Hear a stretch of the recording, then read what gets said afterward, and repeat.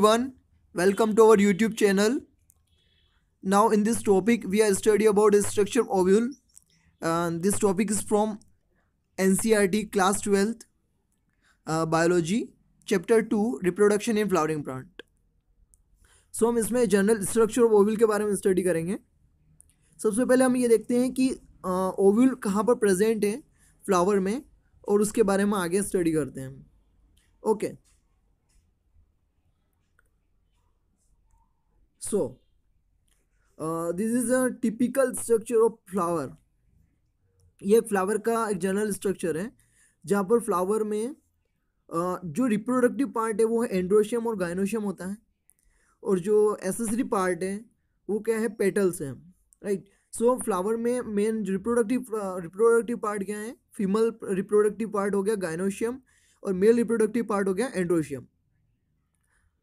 सो gynoecium को जिसको single अगर बोलेंगे तो कार्पल और पिस्टिल बोलेंगे, और अगर जो एंड्रोशियम है, सो एंड्रोशियम को अगर सिंगल बोलेंगे तो उसको क्या बोलेंगे, स्टेमन बोलेंगे।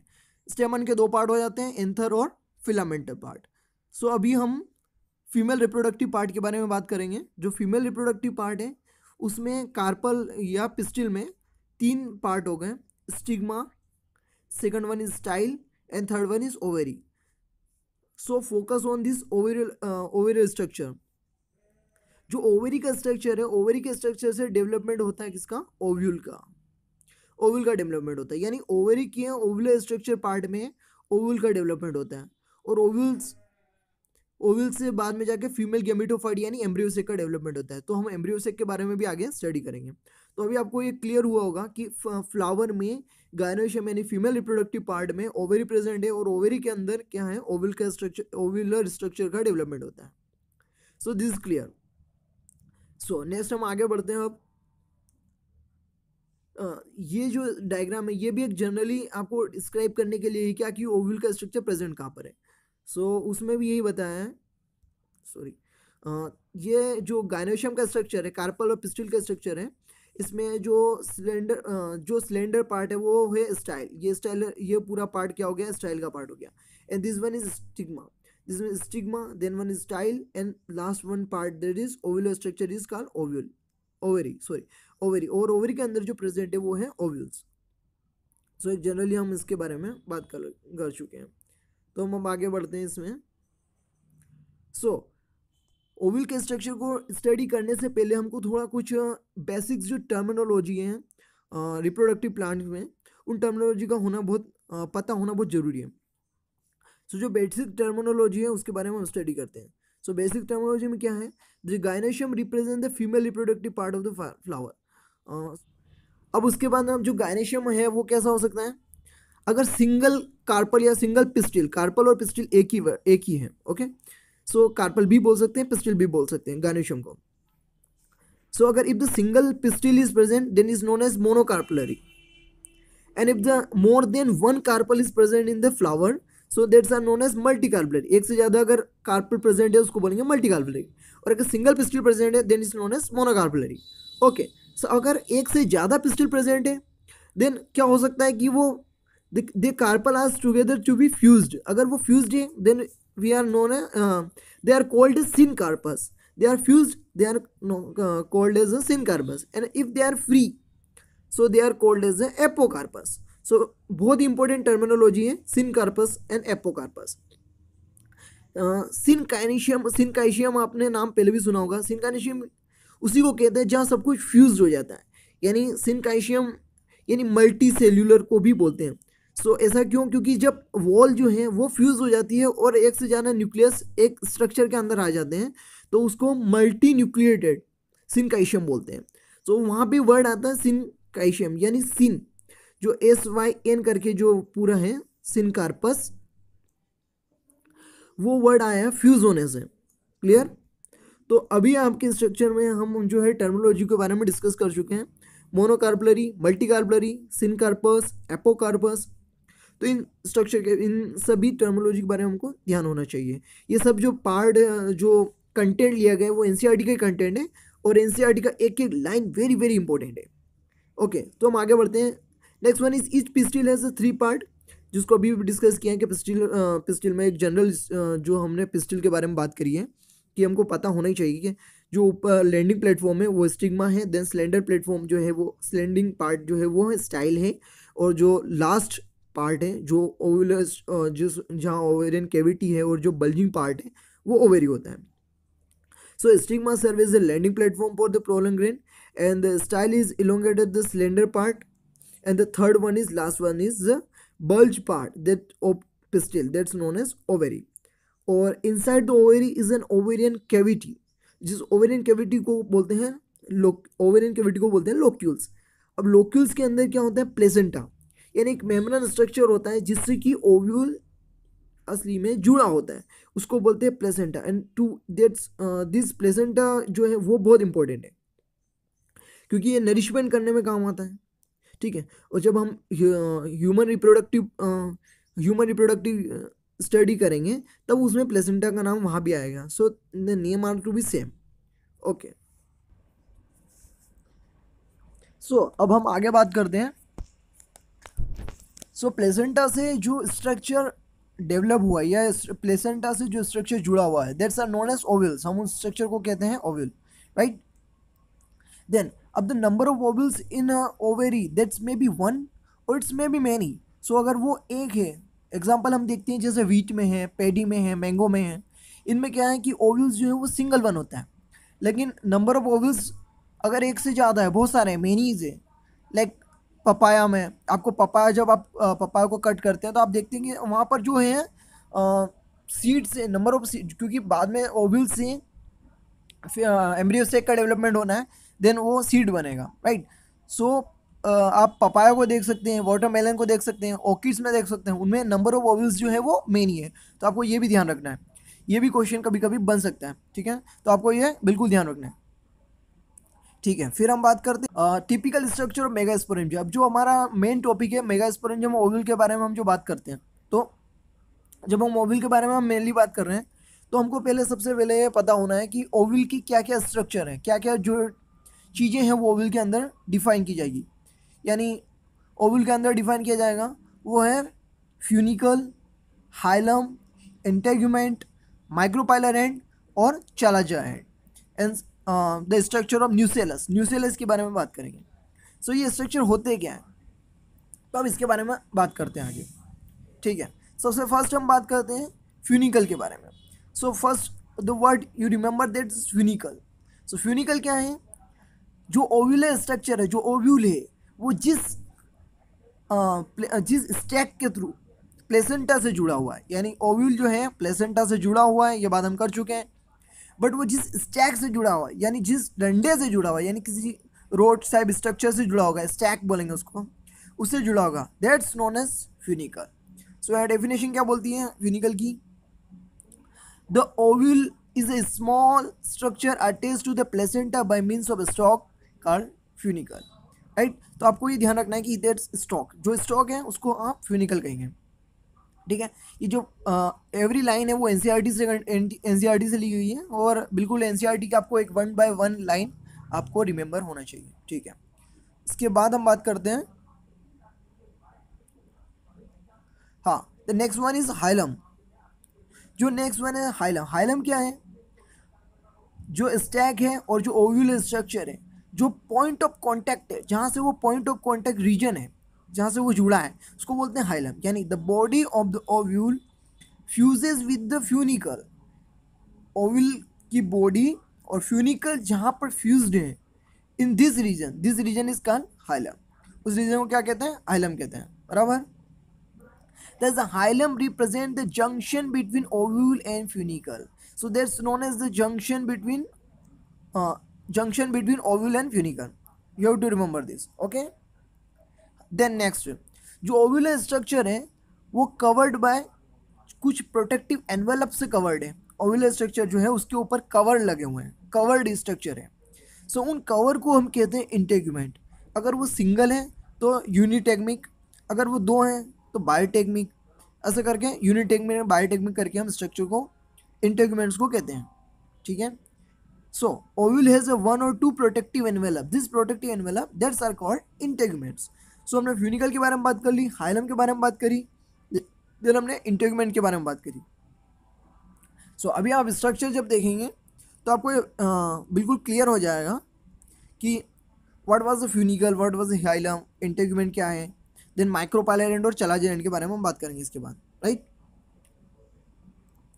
सो ये पूरा स्ट्रक्चर है किसका, ओवल स्ट्रक्चर, ये ओवल का स्ट्रक्चर है जिसमें मैं आपको बताता हूँ ये क्या है, फ्यूनिकल स्ट्रक्चर है, ये फ्यूनिकल का स्ट्रक्चर है, ये फ्यूनिकल है, राइट। सो सॉरी, और नेक्स्ट वन जो जंक्शन है ओव्यूल, ये ओव्यूल स्ट्रक्चर और फ्यूनिकल ये स्ट्रक्चर, ओव्यूल और फ्यूनिकल के बीच में जो जंक्शन है दैट्स नोन एज हाइलम, उसको क्या कहते हैं हम, हाइलम कहते हैं, ये हाइलम है।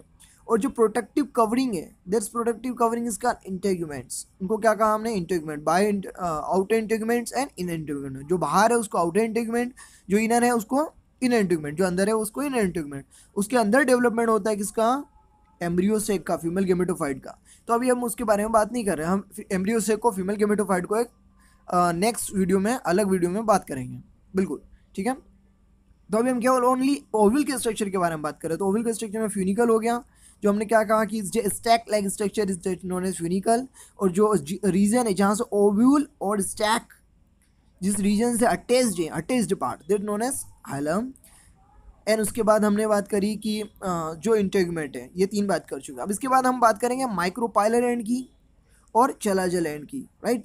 सो micropylar end chalazal end, so what is micropylar end what is chalazal end, वो हम बात करते हैं। सो माइक्रोपाइलर एंड या means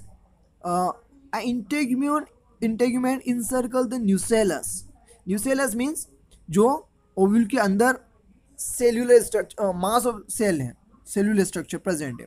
so integument encircle the nucellus except at the tip where a small opening called micropyle. Micropyle को आप ऐसे याद रखेंगे, माइक्रोपाइल यानी इट्स क्या बोल रहा है कि इज एक पोर होगा, यानी माइक्रोपाइल यानी क्या होगा, एज प्रोनाउंसिएशन क्या हो रहा है, एज अ पोर। सो एक पोर लाइक स्ट्रक्चर है, कहाँ पर, इंटेगुमेंट, इंटेगुमेंट क्या करते हैं, पूरा इंसर्कल्ड करते हैं ओव्यूल को, और जहाँ पर पोर प्रेजेंट है that's known as a micropyle, remember. Okay, so the integuments do not encloses the nucellus completely, but retain an opening at the apex, referred as a micropyle. Remember? Okay, so micropyle opening allow the pollen, and that very important. So what the purpose of micropyle? So micropyle in general, opening allow the pollen, male gametophyte to enter the ovule for fertilization. क्या याद रहेगा, ठीक है। तो यहाँ से जो pollen tube बनती है, वो पोलन ट्यूब की एंट्री माइक्रोपाइलर एंड से होती है, और फिर proceed to fertilisation in the embryo sac. Okay,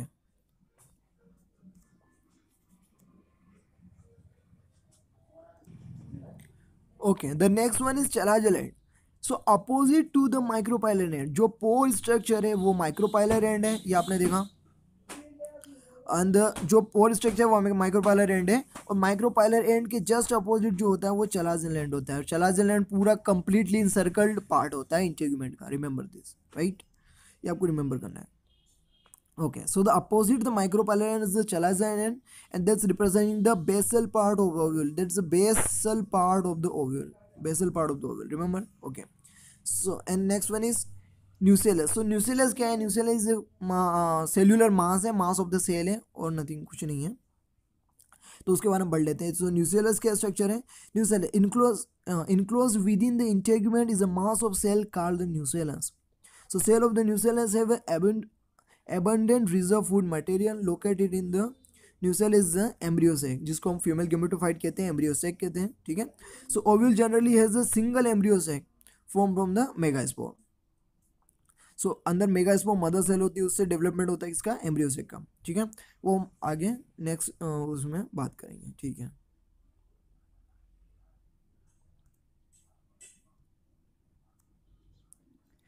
and so this was main structure from the NCERT, ये एनसीईआरटी का स्ट्रक्चर है, और आपको ये एनसीईआरटी का स्ट्रक्चर बिल्कुल पूरी तरीके से रिमेंबर होना चाहिए, ठीक है। तो हम देख लेते हैं, यहाँ से ऊपर से आना स्टार्ट हुआ होगा, ठीक है, स्टैक का।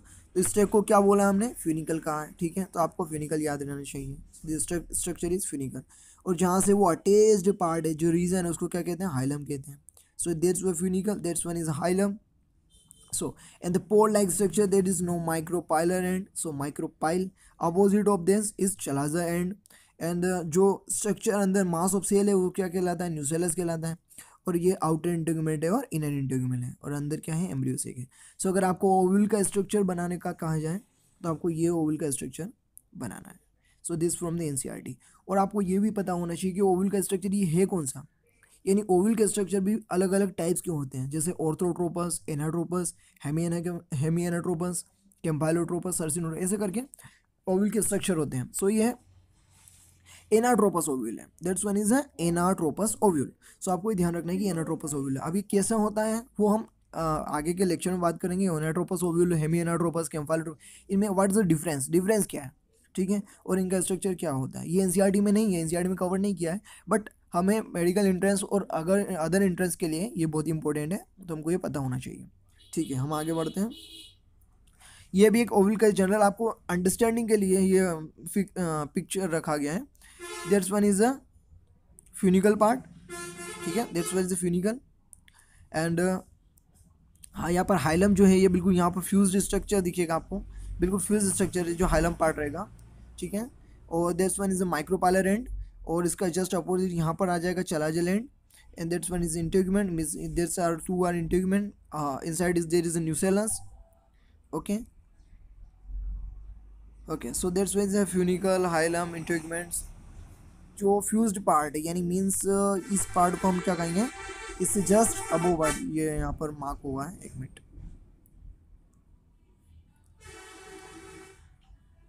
ये पार्ट, ये that's known as hilum, that's hilum part, okay. या जो हम ओवल के स्ट्रक्चर के बारे में बात कर रहे थे कि डिफरेंट टाइप के ओवल के स्ट्रक्चर होते हैं, वो मैं नेक्स्ट वीडियो में बिल्कुल कवर करूँगा।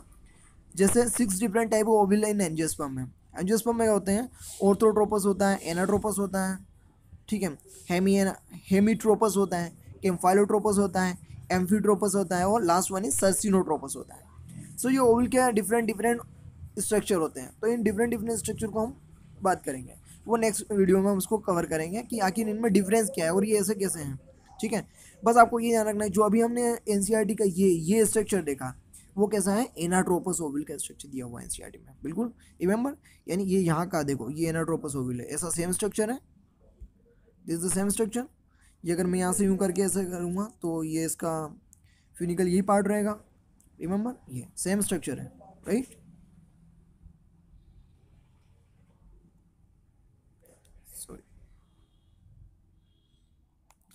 सो that's one is anatropous ovule, right. जहाँ पर जो हम आगे नेक्स्ट लेक्चर में इसको कवर करेंगे, बट जस्ट जनरल में आपको बताता हूँ, जिसमें जो funicle structure and micropyle structure है, both are in the same direction. So if you have any doubt please raise your question, आप अपना क्वेश्चन कमेंट बॉक्स में पूछ सकते हैं। और if you want such type of video for class 11, class 12, any for medical entrance like NEET and agriculture entrance ICR, whole chapter in biology, so you can WhatsApp me on this number. So this number is on your screen.